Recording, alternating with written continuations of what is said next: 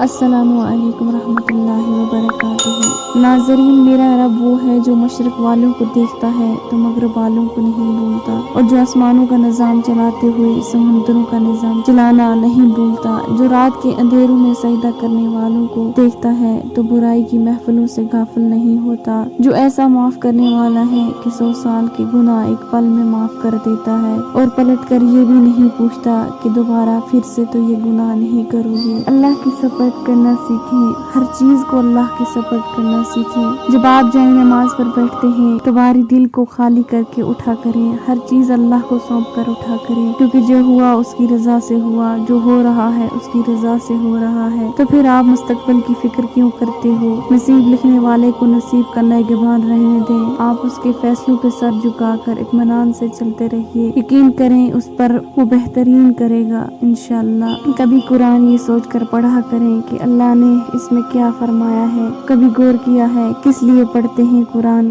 کسی صورت کو کاروبار کی ترقی کے لیے، تو کسی کو امتحان میں کامیابی کے لیے، یا کبھی پیسوں کے حصول کے لیے، تو یا کبھی بھوت بھگانے کے لیے۔ قرآن پاک میں اس کائنات کی تفصیلی فارمولے ہیں، کبھی اس لیے بھی اسے پڑھا کریں کہ اللہ کو جان سکیں، اس کے احکامات پر غور و فکر کر سکیں، خود کو پہچان سکیں، اس کے مطابق زندگی کو ڈھال سکیں اور اپنی آخرت کو سنوار سکیں، کبھی اس لیے بھی پڑھا کریں۔ سورہ بقرہ کی آیت نمبر 45 میں اللہ تعالیٰ فرماتا ہے، صبر اور نماز سے مدد حاصل کرو، تو دیکھو جب کوئی ایسی آزمائش آ جائے کہ کوئی راستہ نہ نظر آ رہا ہو، آپ کو حق پر ہوتے ہوئے بھی مشکلات کا سامنا کرنا پڑے، تو ایسے میں اپنے اللہ پر یقین اور پختہ کر لینا، فوراً اٹھنا، وضو کرنا اور خشوع و خضوع کے ساتھ نماز ادا کرنا اور اللہ سے مدد مانگنا کہ اللہ پاک تو جانتا ہے کہ میں سب کچھ چھوڑ کر صرف آپ کے لیے یہاں تک آیا ہوں، اب مجھے ثابت قدم رکھنا، مجھے اپنے نفس کے حوالے نہ کرنا، مجھے شیطان کے وسوسوں سے بچا لینا، میں ماضی کے گناہوں میں پھر پڑنا نہیں چاہتا، پھر دیکھنا اللہ کیسے تمہاری مدد کرتا ہے،